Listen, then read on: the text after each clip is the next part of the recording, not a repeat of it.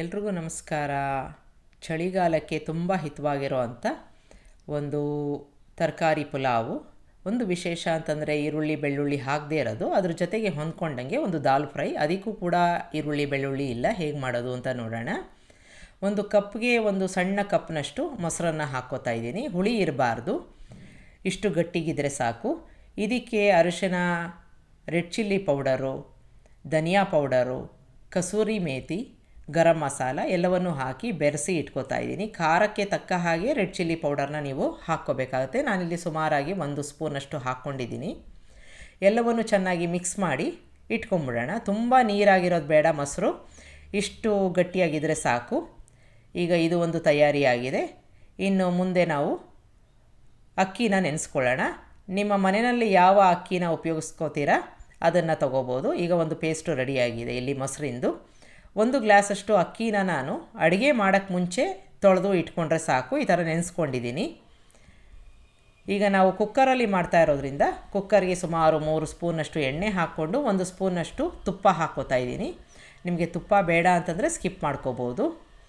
ಈಗ ಇದು ಚೆನ್ನಾಗಿ ಬೆರೆತ್ಕೊಂಡು ಕಾಯಬೇಕು.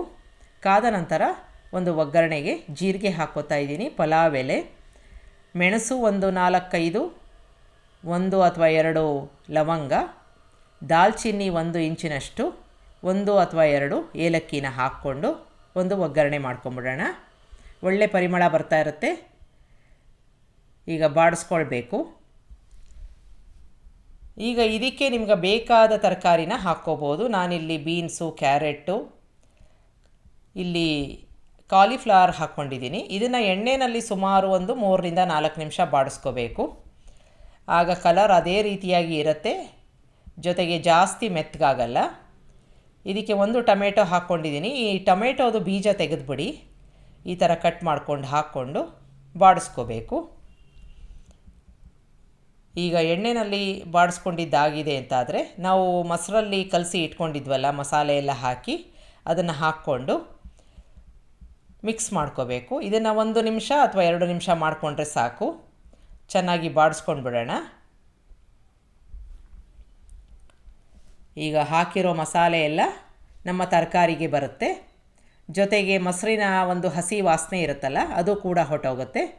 ಈಗ ಮಿಕ್ಸ್ ಮಾಡ್ಕೊಂಡಿದ್ದಾಗಿದೆ. ಇದಕ್ಕೆ ನಾವು ಈಗಾಗಲೇ ನೆನೆಸ್ಕೊಂಡಿದ್ವಲ್ಲ ಅಕ್ಕಿ, ನೀರನ್ನೆಲ್ಲ ತೆಗೆದು ಹಾಕ್ಕೊಂಡು ಹಗುರವಾಗಿ ಮಿಕ್ಸ್ ಮಾಡ್ಕೋಬೇಕು. ಈಗ ಅಕ್ಕಿ, ತರಕಾರಿ, ಮಸಾಲೆ ಎಲ್ಲವೂ ಹಾಕ್ಕೊಂಡಿದ್ದಾಗಿದೆ. 1ಕ್ಕೆ 2ರಷ್ಟು ನೀರನ್ನು ಹಾಕ್ಕೋತಾ ಇದ್ದೀನಿ. 1 ಗ್ಲಾಸು ಅಕ್ಕಿಗೆ 2ರಷ್ಟು ನೀರನ್ನು ಹಾಕ್ಕೋತಾ ಇದ್ದೀನಿ. ರುಚಿಗೆ ತಕ್ಕಷ್ಟು ಉಪ್ಪನ್ನು ಹಾಕ್ಕೊಂಬಿಡೋಣ.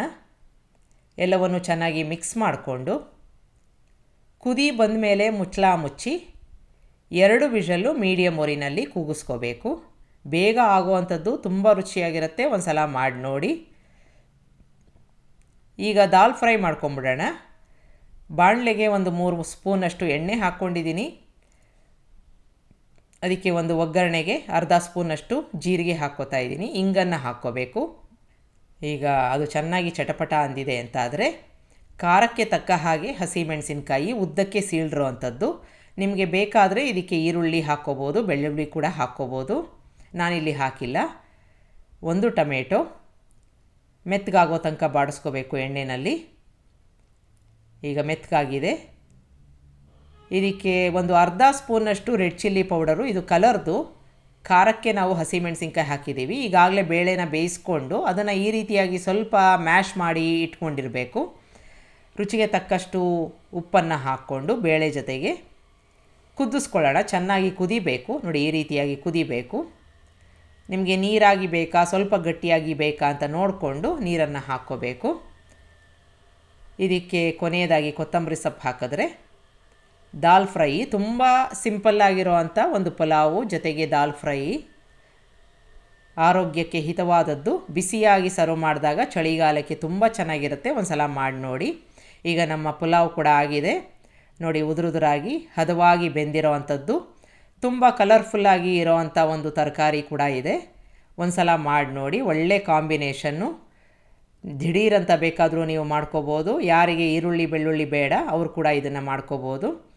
ಇದನ್ನು ದಾಲ್ ಫ್ರೈ ಜೊತೆಗೆ ಒಂದು ರಾಯ್ತ ಮಾಡಿಕೊಂಡ್ರೆ ಇನ್ನೂ ಚೆನ್ನಾಗಿರುತ್ತೆ. ಕ್ಯಾರೆಟ್ದು ಒಂದು ರಾಯ್ತ ಮಾಡ್ಕೊಂಡಿದ್ದೀನಿ. ನಿಮಗೆ ಯಾವ ರಾಯ್ತ ಬೇಕಾದರೂ ಮಾಡ್ಕೋಬೋದು. ಇನ್ನು ಮುಂದಿಂದು ಇಷ್ಟೇ ರುಚಿಯಾಗಿರುವಂಥ ಹಸಿರು ತರಕಾರಿಗಳನ್ನು ಬಳಸಿ ಮಾಡಿರುವಂಥ ಒಂದು ಬಾತು. ಮೊದಲನೇದಾಗಿ ಒಂದು ಅರ್ಧ ಕ್ಯಾಪ್ಸಿಕಮ್ ಮಾತ್ರ ತೊಗೊಂಡಿದ್ದೀನಿ ಇಲ್ಲಿ. ಅದರ ಬೀಜ ತೆಗೆದುಬಿಟ್ಟು ಅದನ್ನು ನಾವು ಮೊದಲೇ ಚೆನ್ನಾಗಿ ತೊಳ್ಕೊಂಡಿರುವಂಥದ್ದು ಸ್ವಲ್ಪ ದಪ್ಪ ದಪ್ಪನಾಗಿ ಹೆಚ್ಕೊಳ್ಳೋಣ.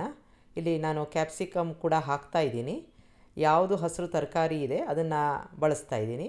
ಈಗ ಕ್ಯಾಪ್ಸಿಕಮ್ನ ನಾನು ಮಿಕ್ಸಿ ಜಾರ್ಗೆ ಹಾಕ್ಕೊಂಡಿದ್ದೀನಿ. ಒಂದು ಕಟ್ಟು ಪಾಲಕ್ನ ಚೆನ್ನಾಗಿ ತೊಳ್ಕೊಂಡು ಹಾಕ್ಕೋತಾ ಇರೋದು.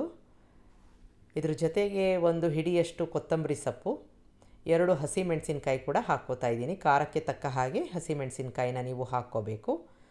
1 ಸ್ಪೂನಷ್ಟು ಜೀರಿಗೆ, ಒಂದು ಅರ್ಧ ಸ್ಪೂನ್ನಷ್ಟು ಅರಿಶಿನ, ಅದ್ರ ಜೊತೆಗೆ 1 ಇಂಚಿನಷ್ಟು ದಾಲ್ಚಿನ್ನಿ ಹಾಕ್ಕೋತಾ ಇದ್ದೀನಿ. ನೀರು ಜಾಸ್ತಿ ಹಾಕೋದು ಬೇಡ, ರುಬ್ಕೊಂಡು ಇಟ್ಕೋಬೇಕು ಈ ರೀತಿಯಾಗಿ. ಒಂದು ವಿಶೇಷ ಅಂತಂದರೆ ಇಲ್ಲಿ ಈರುಳ್ಳಿ ಬೆಳ್ಳುಳ್ಳಿ ಹಾಕದೇ ಇರೋದು. ಈಗ ಕುಕ್ಕರ್ಗೆ ಎಣ್ಣೆ ಹಾಕ್ಕೊಂಡಿದ್ದೀನಿ. ಸುಮಾರು ಅರ್ಧ ಸ್ಪೂನಷ್ಟು ಜೀರಿಗೆ ಹಾಕ್ಕೊಂಡು 1-2 ಲವಂಗ, ಸ್ವಲ್ಪ ಇಂಗನ್ನು ಹಾಕ್ಕೋಬೇಕು. ಈ ಒಂದು ಒಗ್ಗರಣೆ ರೆಡಿ ಆದಮೇಲೆ ನಾವು ಮಿಕ್ಕ ಪದಾರ್ಥಗಳನ್ನ ಹಾಕ್ಕೊಳ್ಳೋಣ. ಇಲ್ಲಿ 1 ಇಂಚಿನಷ್ಟು ಶುಂಠಿನ ಹಾಕ್ಕೊಂಡು ಬಾಡಿಸ್ಕೋತಾ ಇದ್ದೀನಿ. ಚೆನ್ನಾಗಿ ಎಣ್ಣೆಯಲ್ಲಿ ಬಾಡಿಸ್ಕೊಂಡಿದ್ದಾದಮೇಲೆ ಅರ್ಧ ಕಪ್ನಷ್ಟು ತೊಗರಿ ಕಾಳು ಸಿಗ್ತಾ ಇದೆ, ಅದನ್ನು ಹಾಕ್ಕೊಂಡಿದ್ದೀನಿ. ಜೊತೆಗೆ ಹುರುಳಿಕಾಯನ್ನು ಹಾಕ್ಕೊಂಡಿದ್ದೀನಿ. 1-2 ನಿಮಿಷ ಎಣ್ಣೆಯಲ್ಲಿ ಬಾಡಿಸ್ಕೊಂಬಿಡೋಣ.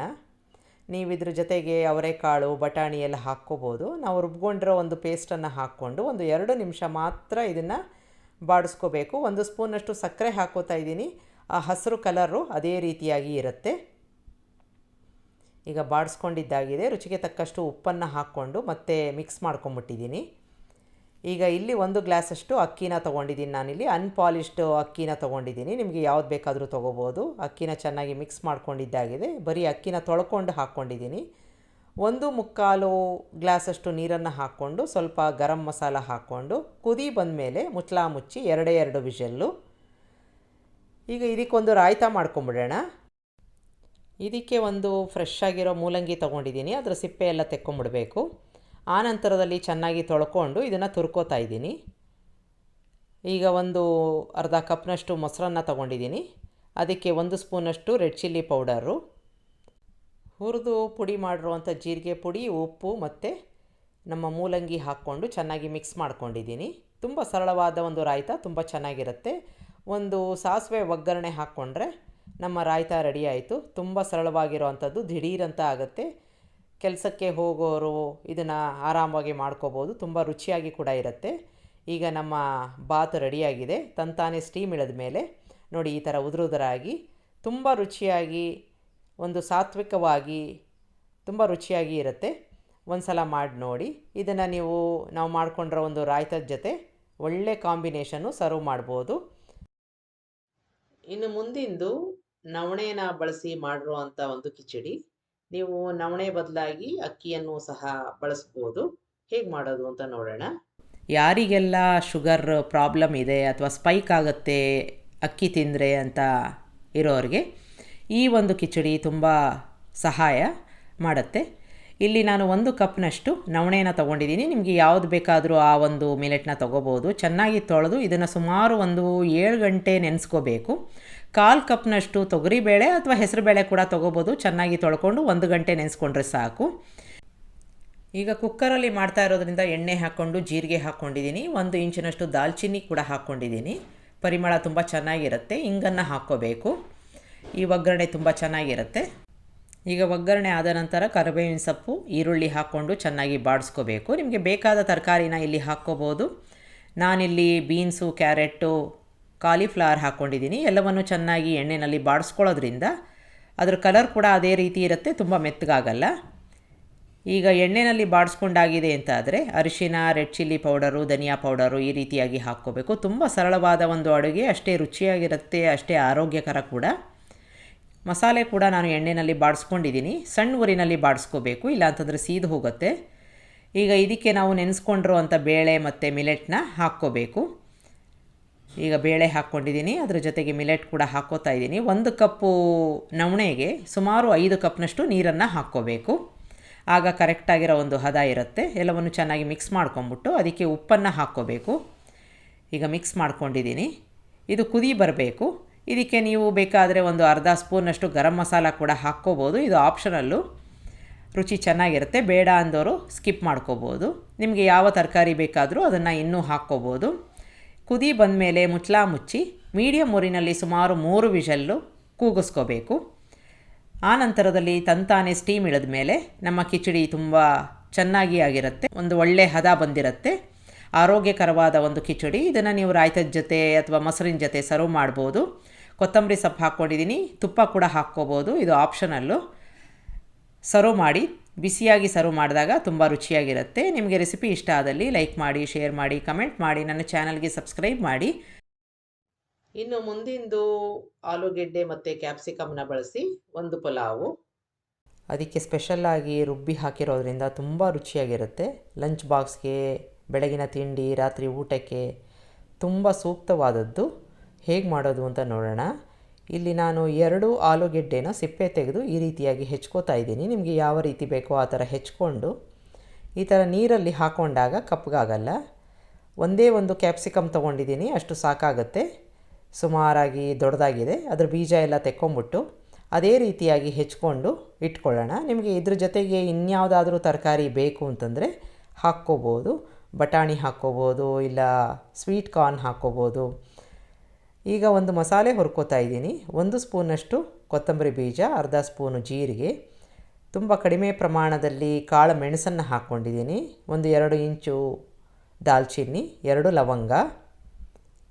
ಈ ಮಸಾಲೆ ಒಳ್ಳೆ ರುಚಿನ ಕೊಡುತ್ತೆ ನಮ್ಮ ರೈಸ್ ಬಾತ್ಗೆ. 3 ಬ್ಯಾಡಗಿ ಹಾಕ್ಕೊಂಡಿದ್ದೀನಿ. ಗುಂಟೂರು ಹಾಕ್ಕೊಂಡಿಲ್ಲ. ನಿಮಗೆ ಖಾರ ತುಂಬ ಬೇಕು ಅಂತಂದರೆ 1 ಅಥವಾ 2 ಹಾಕ್ಕೋಬೋದು. ಸಣ್ಣ ಊರಿನಲ್ಲಿ ಹುರ್ಕೋತಾ ಇದ್ದೀನಿ.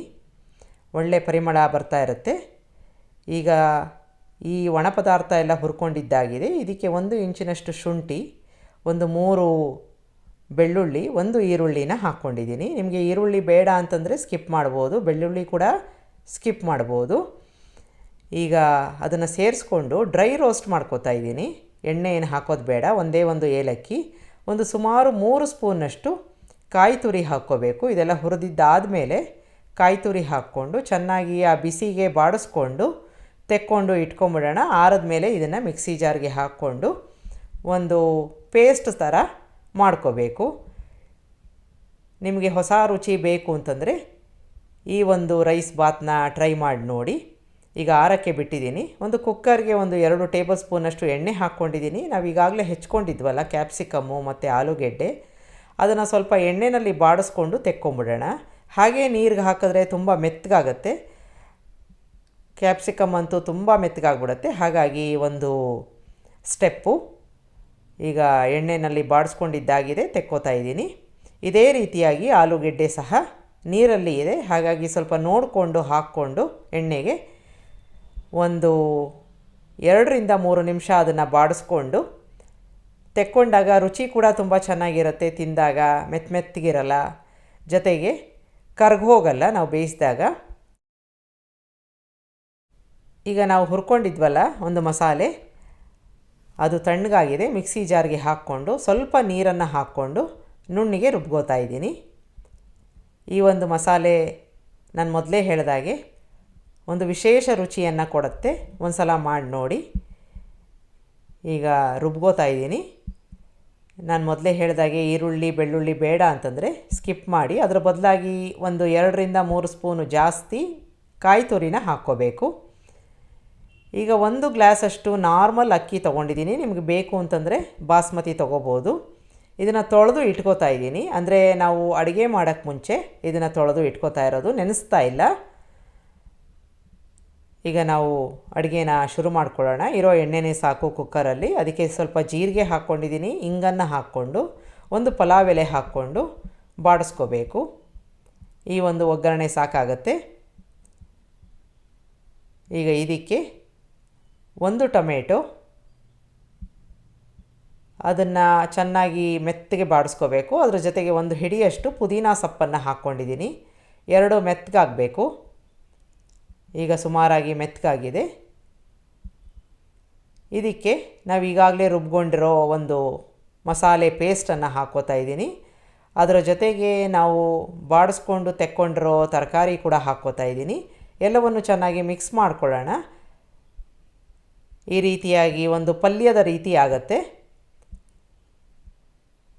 ನೀವು ಪಲ್ಯ ರೀತಿ ಬೇಕಾದರೂ ಇದನ್ನು ಉಪಯೋಗಿಸ್ಕೋಬೋದು, ತುಂಬ ರುಚಿಯಾಗಿರುತ್ತೆ. ಇದಕ್ಕೆ ಉಪ್ಪು ಹಾಕ್ಕೊಂಡು ಮಿಕ್ಸ್ ಮಾಡಿಕೊಂಡು ಬೇಯಿಸ್ಕೊಂಡ್ರೆ ಇದು ಒಂದು ಪಲ್ಯ ಆಗುತ್ತೆ. ಈಗ ನಾವು ನೆನೆಸ್ಕೊಂಡಿರೋ ಅಕ್ಕಿನ ಹಾಕ್ಕೊಂಡು ಈ ಒಂದು ರುಬ್ಕೊಂಡಿರೋ ಮಸಾಲೆ ಜೊತೆಗೆ ಮಿಕ್ಸ್ ಮಾಡ್ಕೋತಾ ಇದ್ದೀನಿ. ಅಕ್ಕಿ, ತರಕಾರಿ, ಮಸಾಲೆ ಎಲ್ಲವೂ ಚೆನ್ನಾಗಿ ಬೆರೆತ್ಕೊಂಡಿದೆ. 1/2 ನೀರನ್ನು ಹಾಕ್ಕೋತಾ ಇದ್ದೀನಿ. ನಿಮಗೆ ತುಂಬ ಉದುರುದುರಾಗಿ ಬೇಕು ಅಂತಂದರೆ 1.5 ಗ್ಲಾಸಷ್ಟು ನೀರು ಸಾಕಾಗುತ್ತೆ. ನಾನಿಲ್ಲಿ 2 ನೀರನ್ನು ಹಾಕ್ಕೋತಾ ಇದ್ದೀನಿ. ರುಚಿಗೆ ತಕ್ಕಷ್ಟು ಉಪ್ಪನ್ನು ಹಾಕ್ಕೊಂಡು ಒಂದು ಅರ್ಧ ಹೋಳು ನಿಂಬೆಹಣ್ಣನ್ನು ಹಿಂಡ್ಕೋತಾ ಇದ್ದೀನಿ. ಚೆನ್ನಾಗಿ ಮಿಕ್ಸ್ ಮಾಡ್ಕೊಂಬಿಡೋಣ. ಅಷ್ಟೊತ್ತಿಗೆ ಸಣ್ಣದಾಗಿ ಕುದಿ ಬರ್ತಾ ಇದೆ. ಕುದಿ ಬಂದಾಗ ತಳ ಹಿಡಿಯಲ್ಲ. ಕುದಿ ಬಂದ ಮೇಲೆ ಮುಟ್ಲಾನ ಮುಚ್ಚಿ 2 ವಿಷಲ್ಲು ಮೀಡಿಯಮ್ ಊರಿನಲ್ಲಿ ಬೇಯಿಸ್ಕೋಬೇಕು. 1 ಸ್ಪೂನ್ನಷ್ಟು ತುಪ್ಪ ಹಾಕ್ಕೋತಾ ಇದ್ದೀನಿ. ತುಂಬ ರುಚಿಯಾಗಿರುತ್ತೆ. ಬೇಡದೆ ಹೋದರೆ ಸ್ಕಿಪ್ ಮಾಡ್ಬೋದು. ಎಲ್ಲವನ್ನು ಚೆನ್ನಾಗಿ ಬೆರೆಸ್ಕೊಂಡಿದ್ದಾಗಿದೆ. ಕುದಿ ಬಂದಿದೆ. ಈಗ 2 ವಿಷಲ್ಲಾಗಿ ತಂತಾನೆ ಸ್ಟೀಮ್ ಇಳಿದ ಮೇಲೆ ನಮ್ಮ ಕ್ಯಾಪ್ಸಿಕಮ್ ಆಲೂಗೆಡ್ಡೆ ರೈಸ್ ಬಾತು ರೆಡಿ ಆಯಿತು. ತುಂಬ ರುಚಿಯಾಗಿರುತ್ತೆ. ಒಂದು ಸಲ ಮಾಡಿ ನೋಡಿ. ಲಂಚ್ ಬಾಕ್ಸ್ಗೆ ಸೂಕ್ತವಾದದ್ದು. ನಿಮಗೆ ರೆಸಿಪಿ ಇಷ್ಟ ಆದಲ್ಲಿ ಲೈಕ್ ಮಾಡಿ, ಶೇರ್ ಮಾಡಿ. ನಮಸ್ಕಾರ.